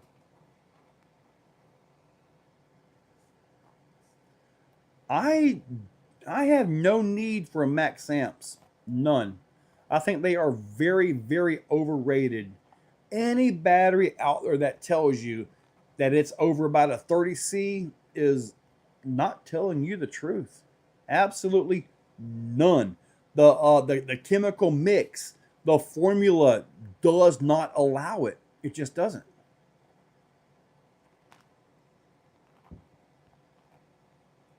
I've got some Hoovu batteries as well, and they actually held up better than the CNHLs. I don't know that I have any more Hoovus, if that tells you anything.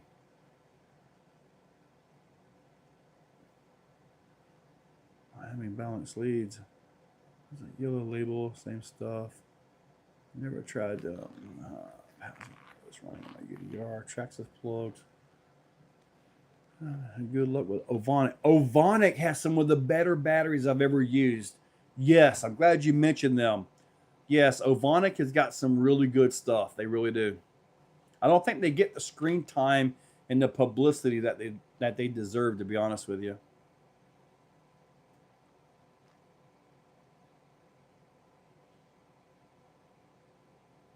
A custom snap together hard case to put smaller soft packs. Like a hard case to put this in, a 650? That wouldn't be very difficult to design and print. It'd be really easy to do. What am I running in the Raminator for batteries? I am running really expensive ones. I don't know if I got it here. Let me see here. Let me see. Ah, right here. I'm running these right here, man. 6800 6S's. These are not cheap. These have got the G2 Smart Tech on them, which is kind of what I was talking about. Those aren't cheap at all. I also had the 10,000 milliamp 4S batteries. So those are also kind of expensive.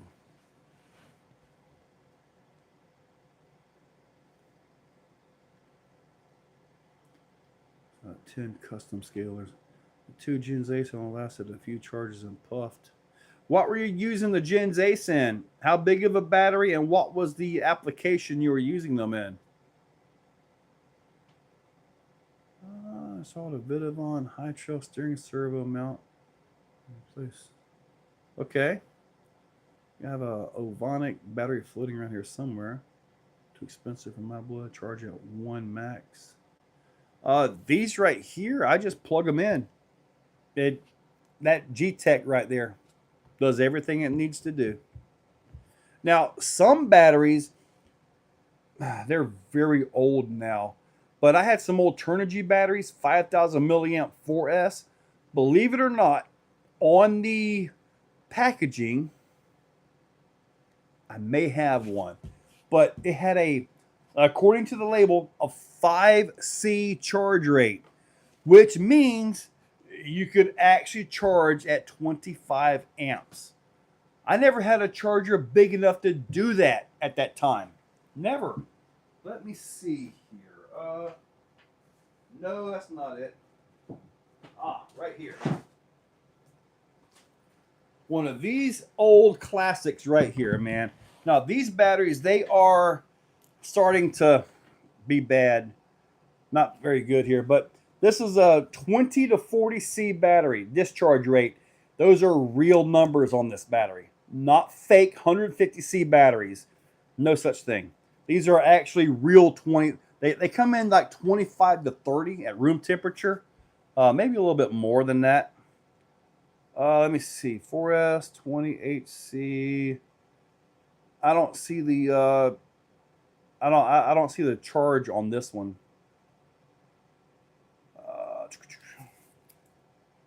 Yeah, I don't see it on this one, the C rating for charge. But yeah, some of these that I had a 5C charge on them, which was crazy. That's an old classic battery. That's probably 7 years old. Still works. I wouldn't put it in an X-Max or anything big, but it does still work. I bought a shifter there on my K5 Blazer high trail that I might put in my Helimon. Man, in the Helimon, if you got the cash, put the Reefs 1400 in there. That is the servo for that thing.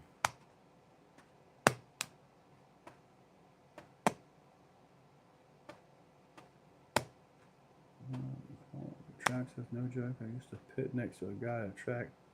Tried a 5200 milliamp 80 amp. Everyone was getting ready to bolt. Was he racing 17.5 class? Was he racing that class? The only reason to charge at that amps isn't so much to charge the battery fast, it's to heat up the cells, When you heat up the cells of a battery, the internal resistance drops, which means, let's just say at room temperature, this battery right here has a honest, safe discharge of 50 amps. Heat this battery up to around 100 degrees, 30 degrees over whatever it is now, right? You could actually have 150 amps available. And that makes a big difference. So if you have 50 amps available and your motor, when you hit that straight, needs 60, it can't get 60. It can only get 50. Now, you heat the battery up and you got 150 amps and that motor needs 60. Guess what? It's going to get 60 so long as the ESC can flow the amps through it. The ESC could be the funnel in the system. If the ESC is only good for 55 amps, guess what? That's all the motor's going to get, and that ESC is going to give you problems because you're maxing out the flow of that ESC. It's like water in a pinched hose. Okay, this is why the bigger ESCs, it's an amp flow. You don't push amps. If the motor needs 300 amps, that's what it's going to try to get from its power source. And you got to be able to have it at the supply, which is the battery, and through all the controls up to the motor. All the connections, everything play a part in that. Wire diameter and size. It's like this right here says 100C. What is that? 680 amps? Okay, I think so. Now, let me ask you guys a question. How long do you think these wires are going to handle 680 amps? They're not. At best, you got half a second, maybe 1 second at the most. And at that point, all your coating is going to be melted off. So no, this is not a 680 amp battery. 300. Those are 17.5 class. Oh, there you go. 17.5 classes. That's why he did it, to get that battery hot. For Gen's Ace Adventure 163. I think my Gen's Ace Adventure puffed. It was the 3700 kV for the Capra is what I had. I think that one eventually puffed. I always want to try Electron from Juice. I forgot what's in. I don't think I've had a Electron battery. Z Ovonic, buddy, I gotta agree.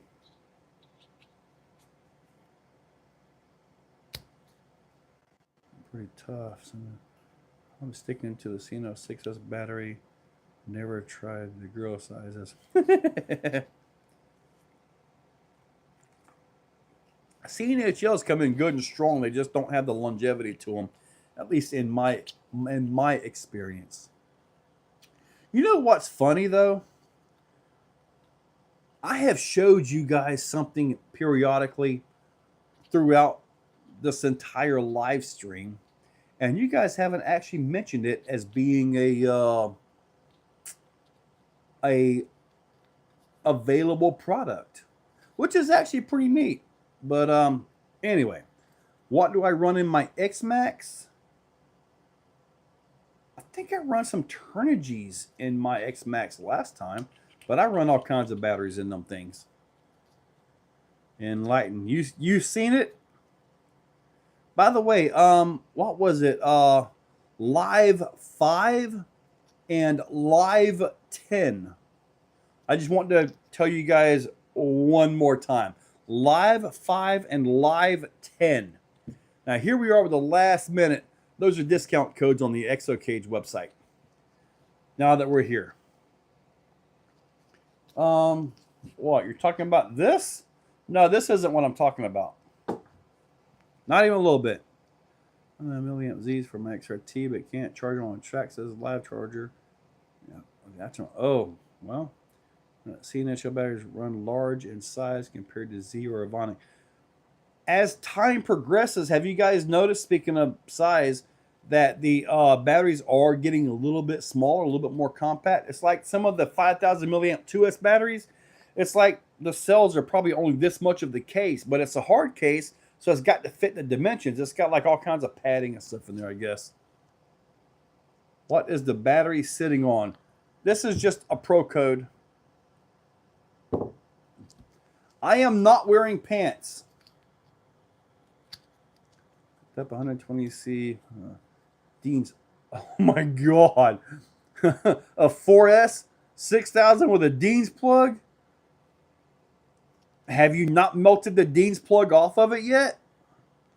If you haven't melted off the Dean's plug, then you're not pulling too hard on that battery. It'll probably serve you perfectly fine for a long time.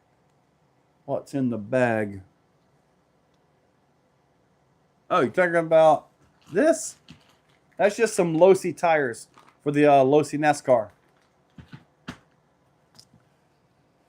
All right, so here we are, guys. 9 o'clock. You guys kept me on the full 2 hours.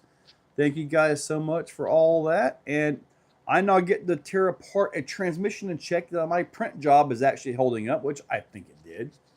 And I guess I will sign off here, and I come back Tuesday. It'll be a post deluxe video. I got rid of all my Deans. I'm on XT30, XT60, and XT90, and then QS8s. What's funny is I run XT90s on my XO bouncer, the big quarter fifth scale bouncer, no problem. But it's geared right and powered correctly, so everything works perfectly fine. If I was to gear it like 25 tooth pinion gear, then I would definitely have to up more than just the plug. The little Max 5 G2 probably wouldn't be happy in there. So, all right, guys. Catch you guys later. I will see you guys in the morning. I'm not sure what I've got going on, but yeah. I mean, I definitely showed you guys stuff. Baja Pro X sensor. I know it's like I was showing you guys things, but nobody ever noticed. Well, anyway, you guys have a good day. I'm getting out of here. I hope you saw that at least.